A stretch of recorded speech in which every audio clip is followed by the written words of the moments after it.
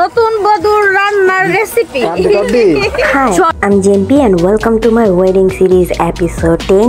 এই এপিসোডটাই হবে আমার ওয়েডিং সিরিজের লাস্ট এপিসোড।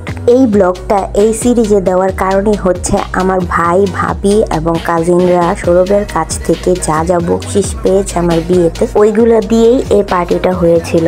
এই আয়োজনটা 2 দিনে ভাগ করে করতে হয়। এই পার্টিটা করার জন্য আমার ভাই এতগুলা হাঁস নিয়ে আসে যে বারবিকিউ তো সবাই করে, চল আমরা হাঁস ভুনা করি। তাই একদিন হাঁসগুলো প্রসেস করে মানে ক্লিন করে একদম পশম টসম যা আছে সবকিছু ক্লিন করার জন্য আমার ভাবির এখানে সবাই বসে আছে। অনেকগুলা হাঁস আর এগুলো ক্লিনও ভালো করে করতে হবে, না হয়তো মজাও লাগবে না। তাই একদিন আগে পশম ক্লিন করে কেটে রেখে দেই আমরা। এখানে আমার ভাবিরা সবাই প্রস্তুতি নিতেছে আর এখানে সবগুলা ভাবি, আমি একটুও ধরিনি আর আমার কোনো বোনও নেই, সবগুলা ভাবিকে বসাই দিছি পশম ক্লিন করে। তো এখানে ওনারা সবাই একটা একটা করে হাঁস নিয়ে পশম বাছা শুরু করে দিছে।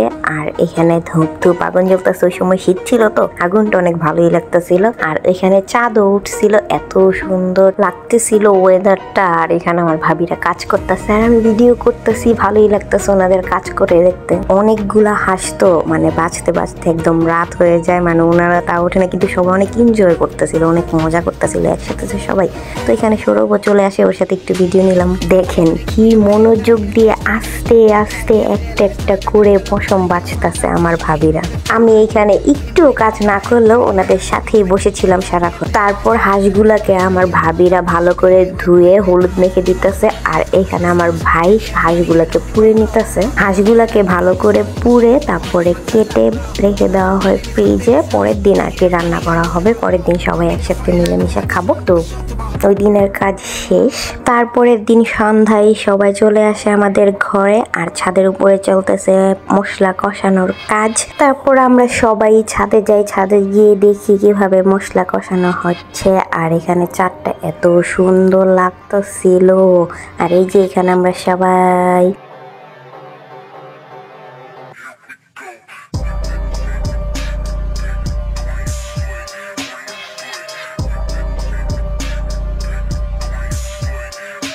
এইখানে মশলার ভিতর হাঁসগুলা দেওয়ার পরে মানে পুরো এলাকার মানুষ হয়তো ফ্লেভার পেয়ে গেছে, এত সুন্দর ফ্লেভার আসতেছিল। তারপর সবাই এক এক করে শুধুই একটু একটু করে নাড়াচাড়া দিতেছে আর আমি ভিডিও করতেছি, সবাই এক এক করে দিতেছে। আর এখানে ধোঁয়ায় সবার চোখের অবস্থা একদম খারাপ, আমিও গেছি আর আমার চোখেও একদম ধোঁয়ায় অবস্থা খারাপ, তাও সবাই নাড়াচাড়া দিতেছে আর ভিডিও করতেছিলাম। তারপর সবাই ছাদে একটু ঘুরে পিকচার টিকচার ক্লিক করে নিচে চলে আসি রুটি বানানোর জন্য। এইখানেও ভাবিরা সবাই একসাথে বসছে রুটি বেলার জন্য।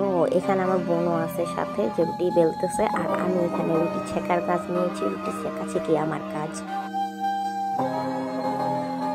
হাঁস ভুনাও একদম রেডি, সবাই আমরা রুটি নিয়ে ছাদে চলে যাই একসাথে খাওয়ার জন্য। পাটি বিছায় 4-5টা। এখানে সৌরভ এসে পড়ছে আর সৌরভ আসার পরে আমার ভাবি এখানে আমার আর সৌরভের ভিডিও করে দিতেছিল। তারপর আমিও ক্যামেরাটা হাতে নিয়ে ওনাকে একটু ভিডিও করে দিলাম। আর এইখানে কিছু দল দেখেন মানে এখন পর্যন্ত হাঁস প্লেটে দেয়নি, তারা সাদা রুটি খাওয়া শুরু করে দিচ্ছে। আর এখানে আলবি আর এখানে বাচ্চা পার্টির একটু খেলাধুলা করতেছে, এখন পর্যন্ত হাঁস দেওয়া হয়নি। তারপর সবাইকে প্লেটে প্লেটে হাঁস দেওয়া হলো। এইখানে ভাবি দেখাচ্ছে উনি পেয়ে গেছে হাঁস ভুনা আর কি খুশি বাবারে বাবা। তারপর সবাই এক এক করে রুটি নিয়ে খাই। এখানে হচ্ছে সৌরভের আর আমার প্লেট। তারপর আমরা একটু ভিডিও নিলাম একসাথে। খাওয়া দাওয়া শেষে এখানে আমরা একটু হাঁটাহাঁটি করতেছিলাম, গল্প করতেছিলাম। আর এখানে আমার ভাবিরা কি যেন সৌরভকে বুঝাচ্ছিল, সৌরভ মনোযোগ দিয়ে শুনতেছিল। তারপর এই তো আমরা সবাই এই ব্লগ দিয়ে আমার ওয়েডিং সিরিজ শেষ হলো। আল্লাহ হাফেজ।